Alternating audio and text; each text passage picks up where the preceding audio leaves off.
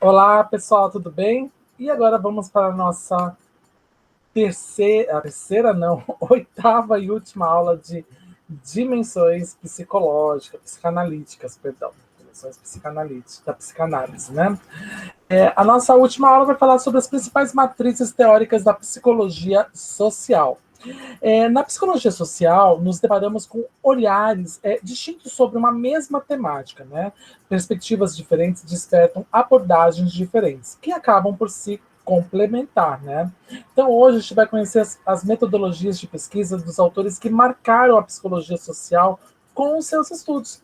A gente vai ver também, vamos contemplar a contribuição da multiplicidade teórica na psicologia social e como esta pluralidade conduziu a psicologia social para a atualidade.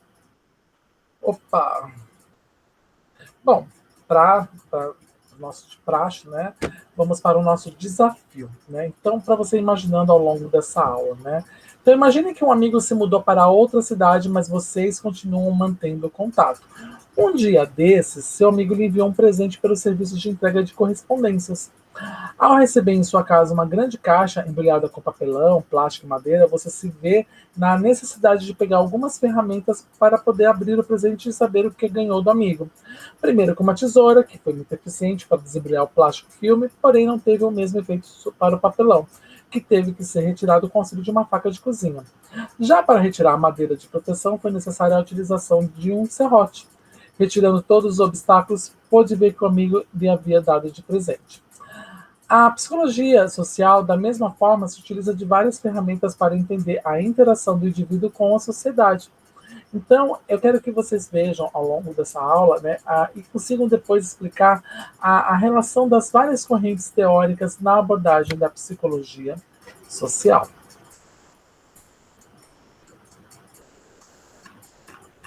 Então, a gente vai ver agora como as correntes teóricas da psicologia social estão relacionadas conforme seus principais pensadores. Né? Cada corrente é capaz de dar a sua contribuição e sustentação nos três tipos de psicologia social, ou seja, a psicologia social, psicológica, sociológica e a histórico-crítica.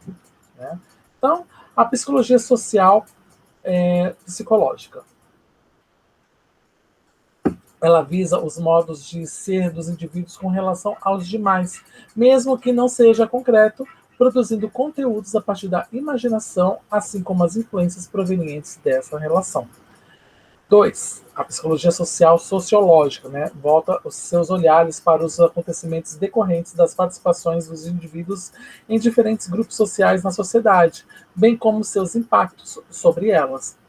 E, por fim, a psicologia social social crítica ou histórico-crítica. Né?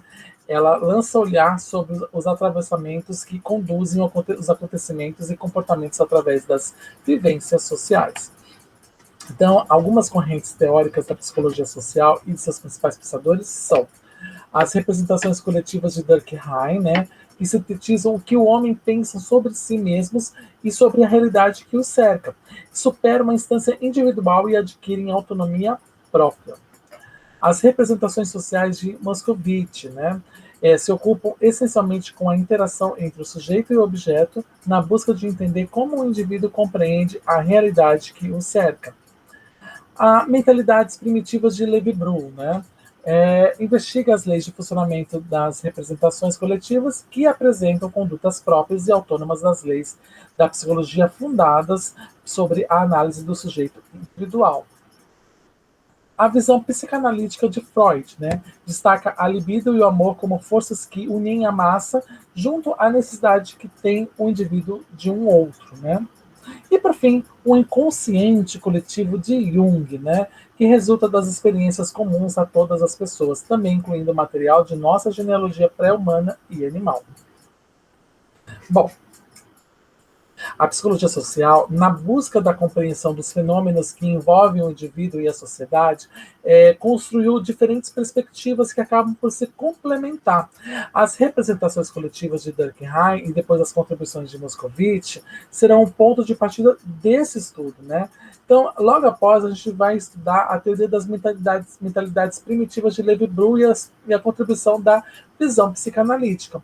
Estas diferentes formas complementares de análise na psicologia social foram dando origem às psicologias sociais, psicológicas, sociológicas e histórico-críticas, cada uma se preocupando, aprofundando e se dedicando um pouco mais em uma determinada área de interação do indivíduo com o seu meio. Vamos lá?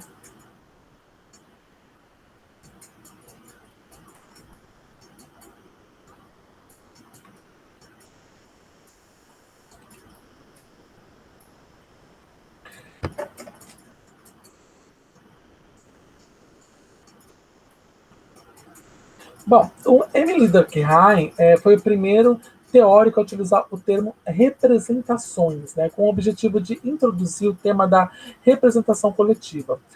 Para Durkheim, né, as representações derivam da relação e dos laços sociais que os indivíduos estabelecem entre si. As representações superam as instâncias individuais, adquirindo realidade e autonomia próprias. Socialmente, as representações coletivas sintetizam o que os homens pensam sobre si mesmos e sobre a realidade que os cerca. Dessa forma, se mostra como o conhecimento socialmente produzido, originadas do esforço coletivo, são livres das representações individuais, pois pontuam novas ações refletindo a existência da sociedade. Durkheim acreditava que, em uma regulação diferente entre as leis que explicavam os fenômenos sociais e os fenômenos individuais.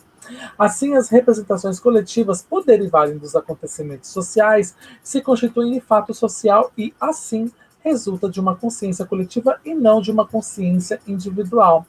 Durkheim destaca o pensamento social como um conjunto de pensamentos que regeriam os indivíduos coletivamente. Assim sendo, o pensamento social atua sobre o pensamento individual, muitas vezes o influenciando. O pensamento individual poderia ser entendido como um fenômeno psíquico, mas que não se reduz a uma atividade cerebral por ter envolvido consigo um conjunto de percepções e ligações sensoriais que contribuem para a formação do pensamento. Então, por exemplo, quando sentimos um arrepio e conseguimos diferenciar pelo pensamento se estaríamos com frio ou com medo, então, dessa forma, o pensamento social não se abrevia à soma dos pensamentos individuais, mas se estrutura a partir do encontro e sincronia entre eles, né? Assim, as representações atingem o terreno das práticas sociais. Para resumir, o conceito de representações coletivas tanto é a forma de conhecimento quanto guia para as ações sociais. Os estudos de Durkheim sobre as representações coletivas inspiraram Moscovitch a buscar na sociologia consonância para a perspectiva individualista da psicologia social. Então, para Moscovitch, a representação social é uma composição que o indivíduo faz para entender o mundo e para se comunicar, e dessa forma se expressa como uma teoria. A representação social pode ser vista tanto na medida em que está inserida em um contexto psicológico autônomo, como própria da sociedade e da cultura que estamos vivendo. A teoria das representações sociais se ocupa essencialmente com a interação entre sujeito e objeto, buscando compreender como se desenvolve o processo de construção do conhecimento, sincronicamente individual e coletivo na construção das representações sociais. Para Moscovitch, as relações sociais construídas no cotidiano são produto de representações que são facilmente apreendidas. Tomando assim uma dupla dimensão, sujeito e sociedade, se dá a margem a uma variedade de conceitos sociológicos e psicológicos. É uma teoria que se aproxima tanto como produto quanto como processo, pois a representação é paralelamente o produtor e o processo de uma atividade mental pela qual um indivíduo ou um grupo restaura o real, confrontando e contribuindo uma significação específica. Assim, a teoria das representações sociais é uma proposta metodológica de leitura do conhecimento de senso comum que se ocupa com o conteúdo das representações. Abordada como um processo, a teoria das representações sociais de Moscovitch reside no saber de que forma se constroem as representações, como se desenvolve a inclusão do novo e do incomum em ambientes em que prevalece o consenso. Conforme Moscovitch, envolve dois processos formadores, né? A ancoragem e a objetivação.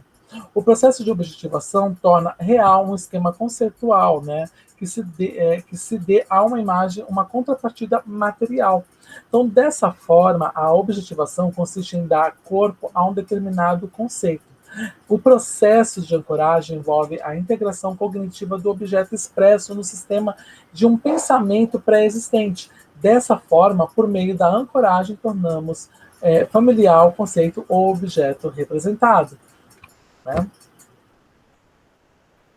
Então, os estudos de Levi-Bru abordaram a investigação das leis de funcionamento das representações coletivas, que apresentam condutas próprias e autônomas das leis da psicologia fundadas sobre a análise do sujeito individual, assumidas por serem usuais aos indivíduos de determinados grupos sociais, por serem repassadas como herança e por se sobressaírem aos indivíduos e instigar hábitos, virtudes e crenças.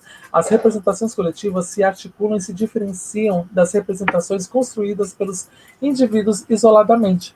Como exemplo, o Levi-Bru destaca a língua para mencionar uma distinção entre as instâncias coletivas e individuais. A língua não pode existir sem os falantes e, ao mesmo tempo, é anterior a eles e se disponibiliza da forma que seja possível cada indivíduo identificar a sua fala. Então, para esclarecer, o Levi-Bru apresenta o funcionamento da mentalidade primitiva propondo o estudo de 4 funções básicas que compõem o processamento cognitivo: a memória, a abstração, a generalização e a classificação. Então, a memória possui uma importância significativa, pois atende a necessidades reais de reprodução da cultura, né, possibilitando as inúmeras sínteses substantivas recebidas da tradição social que possam estar sempre presentes nas consciências individuais. A abstração possui uma função que beira a mística. A sua principal característica é isolar os caracteres que constituem um saber, dedicando atenção exclusiva às dimensões que englobam tudo aquilo que ultrapassa o alcance imediato dos sentidos. Já a generalização consiste, resumidamente, no resultado de um sentimento difuso de ligação entre as coisas, os seres e os homens. Né? E a classificação possui também um caráter fundamentalmente místico, uma vez que consiste apenas no resultado de abstrações e generalizações misticamente orientadas. Então, em Durkheim, o conceito de representações coletivas fez da sociedade um corpo relativo e histórico. Em Moscovitch, as representações puderam, sobretudo, abordar as práticas sociais, atribuindo sentido e retirando o viés irracional. Em Levi-Bru se destaca o conceito de mentalidade primitiva que articula as funções básicas do processamento cognitivo, né, como memória, abstração, generalização e classificação, para a constituição das representações coletivas. A psicanálise começou a se ocupar com o social, mais especificamente os laços sociais, com Freud, e seu estudo intitulado Psicologia das Massas e Análise do Eu, em 1921. Nesse estudo, Freud aborda a que se refere à noção de massa, né? Inicialmente buscando diálogo com autores como Le Bon e McDougall. Em Le Bon, Freud se inquieta com a ausência de resposta para a seguinte questão: se os indivíduos do grupo se combinam em uma unidade, deve haver certamente algo para uni-los, e esse elo poderia ser precisamente a coisa que é a característica de um grupo. Com a relação à organização de massa, né, da massa de McDougall, né, ao olhar de Freud, se destaca uma tese. A tarefa consiste em procurar na massa as mesmas propriedades que eram características do indivíduo e se apagaram pela formação da massa, né, de massa, e introduz noções centrais que a clínica lhe forneceu, tais como identificação, sugestão e libido. Freud destaca a libido e o amor como forças que unem a massa, junto à necessidade que tem o indivíduo de um outro. Né? Assim, poderíamos resumir todo o desenvolvimento de sua tese, destacando que existe uma relação analógica entre o que se passou no indivíduo e o que se passou na constituição de uma massa, o que nos leva a pensar sobre o vínculo estabelecido entre a massa e o indivíduo. Jung formulou uma teoria que incluía tanto o inconsciente pessoal quanto o coletivo. O inconsciente pessoal é composto de memórias esquecidas, experiências reprimidas e percepções subliminares, né? E é semelhante ao conceito de inconsciente do Freud. Os conteúdos do inconsciente coletivo, também conhecido como inconsciente impessoal ou transpessoal, são universais e não se enraizam em nossa experiência pessoal. Jung define o inconsciente como um processo em que a psique se transforma ou se desenvolve pelo relacionamento do ego com os conteúdos do inconsciente. O inconsciente coletivo, que resulta das experiências comuns a todas as pessoas, também inclui material de nossa genealogia pré-humana e animal. Jung sugeriu que existe um nível de imagens no inconsciente comum a todas as pessoas. Ele também descobriu uma íntima correspondência entre os conteúdos oníricos dos pacientes e os temas míticos e religiosos encontrados em muitas culturas amplamente dispersas. Então, o livro, aliás, o livro não, o filme, O Labirinto do Fauno, dirigido por Guilherme Del Toro em 2006, a gente pode ver de forma bem explícita o conceito de inconsciente coletivo de Jung, juntamente com as forças que unem as massas, como o amor e a libido de Freud. O filme retrata uma história repleta de personagens místicos que oscilam entre fantasia e realidade e possui como um personagem central uma menina de 13 anos em um cenário da década de 1940 na Espanha após a Guerra Civil. Além do olhar psicanalítico, a gente pode identificar no filme os conceitos de Durkheim, o Moscovitch e o Levi-Blum, costurados a esse olhar. As contribuições de diferentes ciências em torno de teorias que lançam um olhar sobre o social geram uma das particularidades da psicologia social contemporânea, surgindo dessa forma uma visão de que a psicologia social possui pluralidade em sua essência. Então, conforme essa tese, os autores da atualidade destacam três possibilidades, né? A primeira é a psicologia social psicológica, né, que analisa os modos de ser dos indivíduos com relação aos demais, mesmo que o entro não seja concreto, real, produzindo conteúdos a partir da imaginação, bem como as influências provenientes dessa relação. Os psicólogos sociais, simpatizantes com essa corrente teórica, buscam salientar os modos como cada indivíduo vivencia e interpreta e responde aos acontecimentos, né? Já o segundo é a psicologia social sociológica, né, que busca na experiência social vivenciada pelo indivíduo, os grupos sociais nos quais está inserida uma compreensão acerca dos fenômenos que os cercam. Assim, os psicólogos sociais, com abordagem sociológica, voltam seus olhares para sobre os acontecimentos decorrentes das participações de diferentes grupos sociais na sociedade, bem como seu impacto para esta. E a psicologia social crítica ou psicologia social histórico-crítica, né? De que diferentes posturas teóricas estão envolvidas para uma melhor compreensão em torno da psicologia social que se delineia na atualidade, como o socioconstrutivismo e a psicologia discursiva. Essa vertente lança olhar sobre os atravessamentos que conduzem os acontecimentos e comportamentos por meio das vivências sociais. Procurando unir conhecimentos, essa vertente teve sua origem na América Latina e tem o propósito de produção e captação de mudanças sociais, né? Ele emerge em situações de opressão e exploração presentes nas sociedades, promovendo a garantia de direitos. Então, a gente pode simplificar da seguinte forma: vamos imaginar que a gente vai em um show da nossa preferência, né? A psicologia social psicológica buscaria olhar para a forma como você interagiu com o show, bem como as emoções, as sensações e os comportamentos gerados por essa interação. A psicologia social sociológica buscaria compreender como o grupo que assistiu ao show interagiu entre si e com o evento, assim como os movimentos e conteúdos provindos dessa interação. Já a psicologia social crítica ou histórico-crítica se posicionaria de forma mais analítica, buscando compreender todos os movimentos que atravessam a relação que a gente estabeleceu com o grupo social que assistia ao show.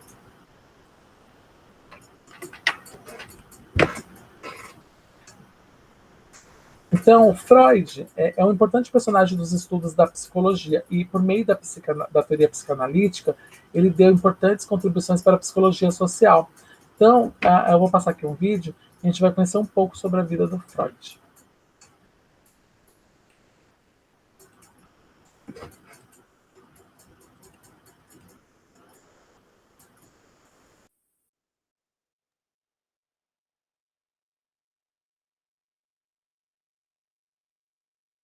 Olá, vamos falar um pouco sobre Freud?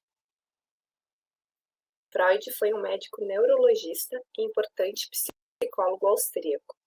Foi considerado o pai da psicanálise que influenciou consideravelmente a psicologia social contemporânea. Freud nasceu em 6 de maio de 1856. Desde muito novo, se mostrou um ótimo aluno. Aos 17 anos, ingressou na Universidade de Viena, no curso de medicina.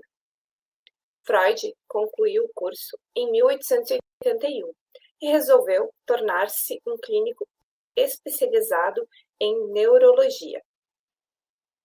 Em 1885, Freud foi nomeado professor assistente de neurologia na Universidade de Viena.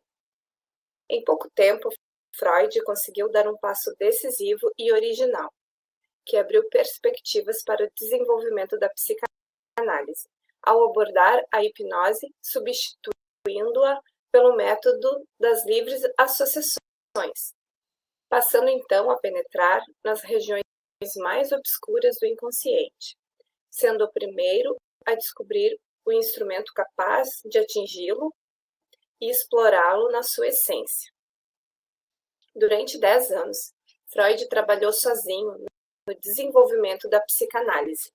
O primeiro sinal de aceitação da psicanálise no meio acadêmico surgiu em 1909, quando foi convidado a dar conferências nos Estados Unidos da América. Freud deixou para a humanidade um grande legado, que engloba a revolução provocada pela descoberta do inconsciente. Assim, o ego não reina mais soberano na mente, pois há um vasto território nela que ele desconhece e sobre o qual não tem controle absoluto. Isso significa que grande parte das ações humanas são coordenadas pelo inconsciente, uma esfera que o homem mal conhece. Freud foi o criador da psicanálise, teoria explicativa dos mecanismos que regem a mente do homem. Ele tem por objetivo explorar esse espaço tão pouco conhecido e assim tentar curar doenças de origem psíquica, sem causas orgânicas. Freud criou um método que tem por finalidade resgatar os traumas e choques sofridos em algum momento da vida, reprimidos no inconsciente. Através da verbalização, é possível trazer essas experiências à luz da consciência, possibilitando, assim, a cura. Freud mapeia a mente humana criando as categorias do id, ego e superego. Freud teve 6 filhos, entre eles Anna Freud, que também se tornaria uma famosa psicanalista. Durante o nazismo, Freud, por ser de origem judaica, teve que fugir para a Inglaterra, onde passou os últimos dias de sua vida. Freud morreu em Londres no dia 23 de setembro de 1939, vítima de câncer na mandíbula, depois de ser submetido a várias cirurgias. As contribuições desse renomado pensador ainda influenciam a psicologia contemporânea. Esse é um pequeno resumo, sendo que não seríamos capazes de apontar todos os aspectos que permeiam a vida e as obras de Freud. Até a próxima e bons estudos!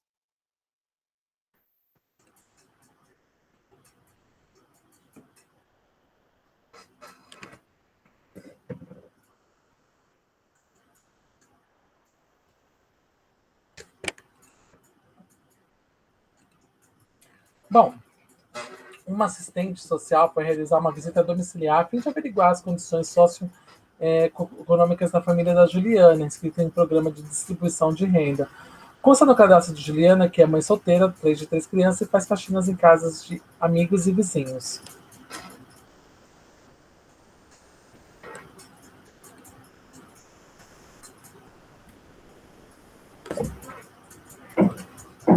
Ao chegar no endereço, a assistente se depara com a casa em um bairro nobre, com bom aspecto e de 2 pisos, e com carro e motos na garagem. Ao tocar a campainha da residência, um senhor vem receber a assistente social. O senhor a leva até os fundos e mostra onde a Juliana reside, uma pequena casa onde era lavanderia e foi transformada em um local para acolher a amiga da filha deste senhor. Ele explicou que a sua filha era colega de escola dessa jovem e resolveu ajudar Juliana a sair das ruas. Ela tinha engravidado de um rapaz ainda quando frequentava o ensino médio, largou os estudos e, abandonada pela família, foi residir com um homem que trabalhava como caminhoneiro. Num acidente na estrada, esse homem veio a falecer e Juliana se viu sem ter como pagar seu aluguel, água, energia elétrica e alimentação para os seus filhos. Quando pediu ajuda para a filha deste senhor, ela logo acolheu. Essa jovem que trabalha com faxinas e depende da solidariedade de amigos e vizinhos para ter onde morar, precisa do serviço das políticas públicas para superar suas vulnerabilidades. Então, mesmo que suas condições socioeconômicas estejam aparentando ser boas, essa pessoa não possui nada além de seus filhos e a boa vontade de terceiros. A assistente social, que em um primeiro momento verifica uma aparência que indica uma boa situações de vida, ao estudar mais a fundo a vida dessa pessoa, consegue verificar a necessidade de acompanhamento direto do CRAS para essa família. Assim como o caso acima, a psicologia social critica a psicologia social crítica busca, além do aparente da vida dos sujeitos, né? Então, busca vários olhares em torno das situações vividas, levando em consideração a história dos indivíduos, a fim de compreender a realidade que os cerca. Não se contenta com o que está posto, mas permite aprofundar o conhecimento e transformar a realidade destas pessoas.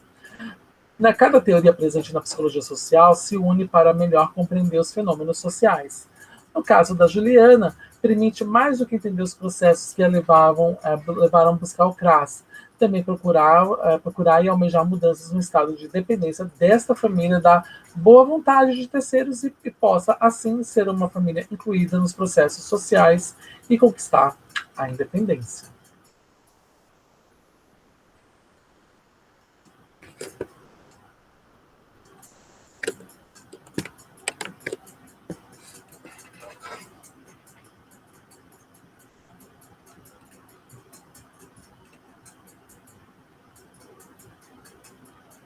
Bom, eu vou deixar aqui para vocês. Eu vou deixar aqui para vocês 2 artigos e mais um vídeo para ser visto, né? Vou deixar o artigo Abordagens em Psicologia Social e seu ensino, as considerações sobre a teoria das representações sociais como capítulo da história da psicologia social, e o vídeo Freud, a psicanálise e a psicologia. E terminamos nossa disciplina de dimensões da psicanálise. Até a próxima disciplina.